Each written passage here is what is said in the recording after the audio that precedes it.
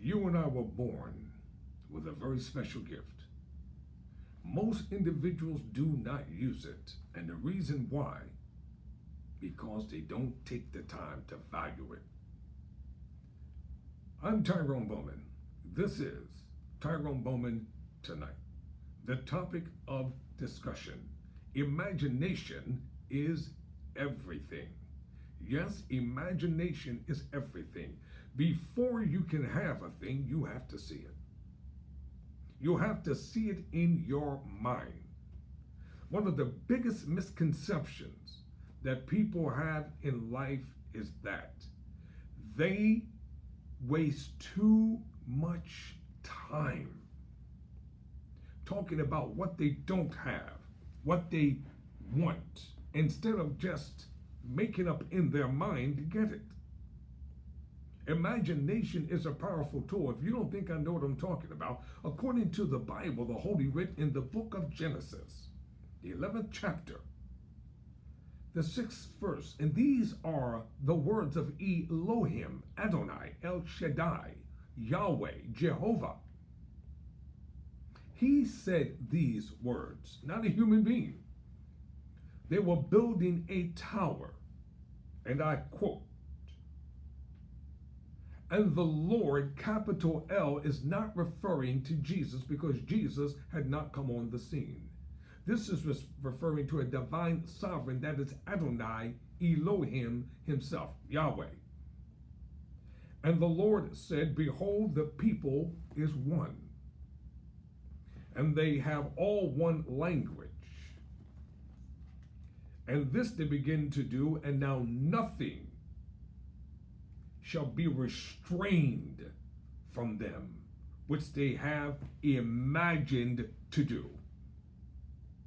God himself said that nothing can stop them if they use their imagination. He came down to look at the tower. Imagination is everything. Stop negating this gift. Stop saying, I don't have this, I don't have that, I can't do this, I can't do that. The problem is most people are lazy. They don't want to get up and do what they have to do in order to make it. Okay, you have your college degree or degrees, now what? What are you going to do? Go get a job? Because the job is not going to pay you what you're worth. But what you can do, make up in your mind. Just see it in your mind. Volumes of books have been written about this topic and subject, imagination. And too many people go through life not having anything, not being able to achieve anything because they will not imagine. And what is imagination? Well, let me define it in simple terms. According to Napoleon Hill, in his book, Think and Grow Rich. And this is something I highly recommend that you read and study. You don't have to agree with everything that's in it. Just agree with the stuff that you can. Quote, "The imagination is literally the workshop wherein are fashioned all plans created by man. The impulse, the desire, is given shape, form, and action through the aid of the imaginative faculty of the mind," close quote. Everything that you see in this world came out of the mind of imagination. Someone saw it in their mind. The telephone was in the mind. The cell phone was in a person's mind. The computer was in a mind. Everything, no matter what it is, if you can think about it, you need to know that it was in a person's mind before it became a reality. That's a God-given gift, to be able to see something before it happens. The problem is most people keep seeing bad stuff in their minds, and they keep expecting the bad things. How many times have I told people they want to stop watching the news 24 hours a day, 7 days a week, 365 days out of the year? They say, well, I just want to know what's going on. No, you don't. You're just nosy.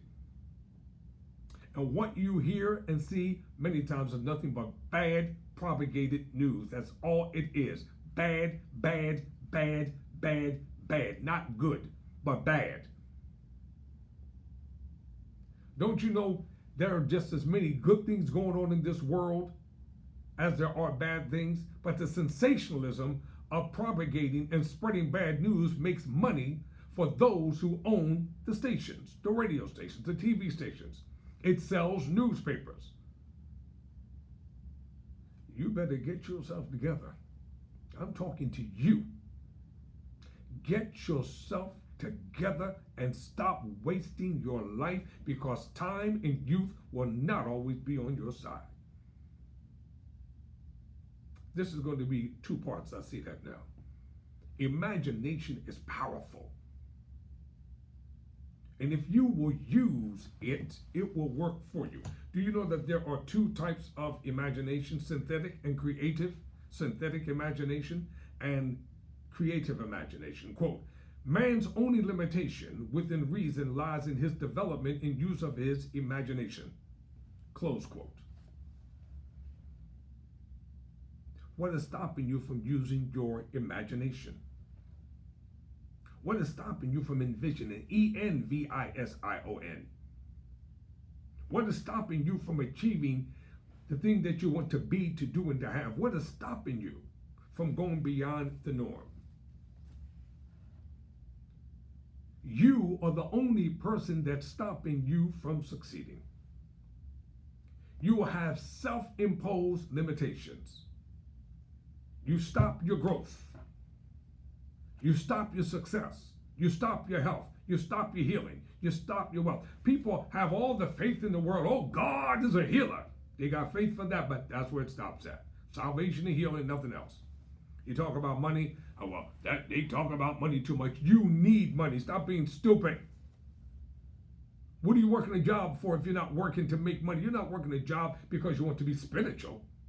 You're not working a job because you're trying to impress somebody.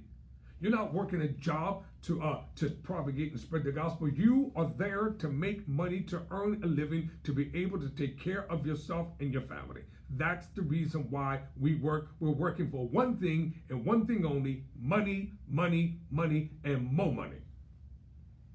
Talk back to me, as your pastor would say. That's the reason why we work, to earn money.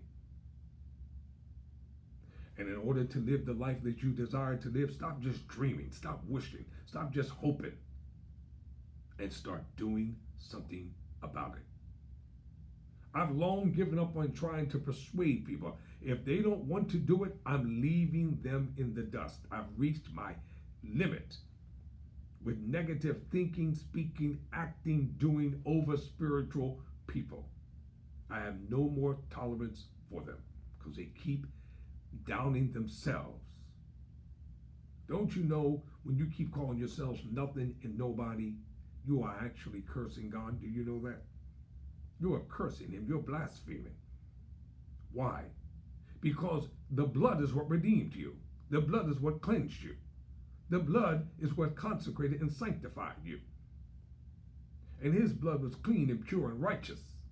So therefore, every time you talk about you're nothing and nobody and all that kind of stuff, you're telling the Almighty that what Jesus did through his sacrificial, propitiated death on Calvary was worth nothing. And when you do that to yourself, you're going to hurt yourself every single time. So get to work. Start utilizing your imagination. So I'll tell you what one is. The imaginative faculty functions in two forms. One is known as synthetic imagination, and the other is creative imagination. Let me say that again. Quote, the imaginative faculty functions in two forms. One is known as, quote, synthetic imagination, close quote, and the other is, quote, creative imagination, close quote. Don't you know that in order to be something, you have to dream it? And a dream takes place in the mind. Synthetic imagination, what is it? Quote, through this faculty, one may arrange old concepts, ideas or plans into new combinations. This faculty creates nothing. It merely works with the material of experience, education, and observation with which it is fed. It is the faculty used most by the inventor, with the exception of the genius, quote, genius, close quote, who draws upon the creative imagination when he cannot solve his problem through synthetic imagination, close quote. Let's put it another way, and I'll continue the rest in a different video. According to the book of Proverbs, no, this is not a pastoral sermon. I'm an inspirational, motivational teacher. To inspire and to motivate you to be the best that God created you to be. Start living your best life now. Start succeeding right now.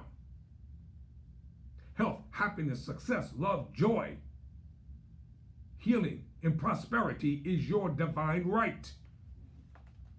You're supposed to have the best of everything that your and my Father created. In the book of Proverbs, the 23rd chapter, and I'm going to leave it right here for today, and I'll pick it back up in the next lesson.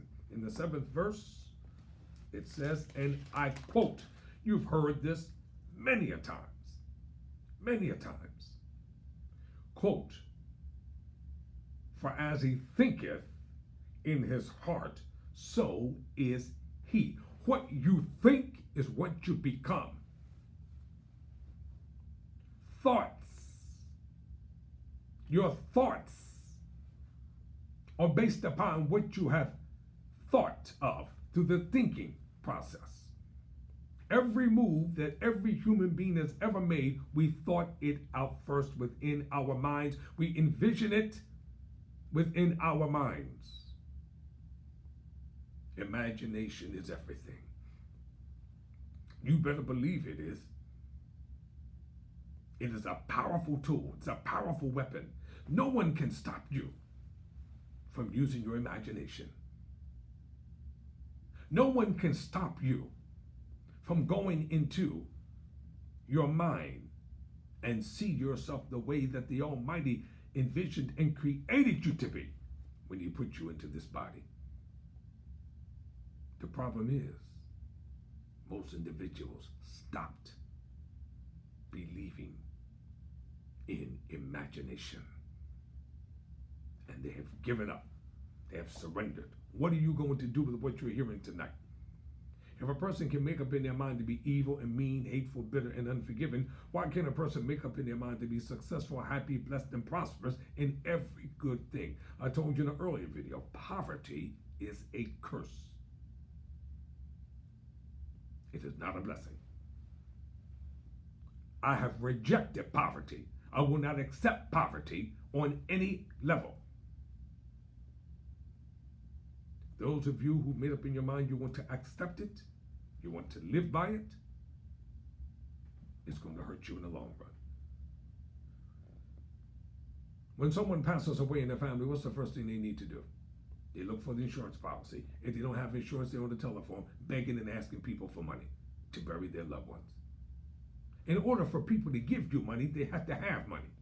And in order to get money, either you're going to work to get it, or there was no inheritance for us when they said, I'm going to leave you in the hands of the Lord. That's exactly what they meant. They meant that for real. Stop going through life thinking you're supposed to be broke and poor and miserable and unhappy. That is a manifested lie. Straight from the pit of hell, conceived in the mind of who? Of Satan. And that lie has been perpetuated to pulpits all around the world. And this is why preachers get upset with me, but I really don't care. Because you need to stop lying to people. Your church and ministry should be growing, and it should be prospering. It shouldn't be just spiritual growth. It should be growth on every level. To be continued. Never surrender. Never quit.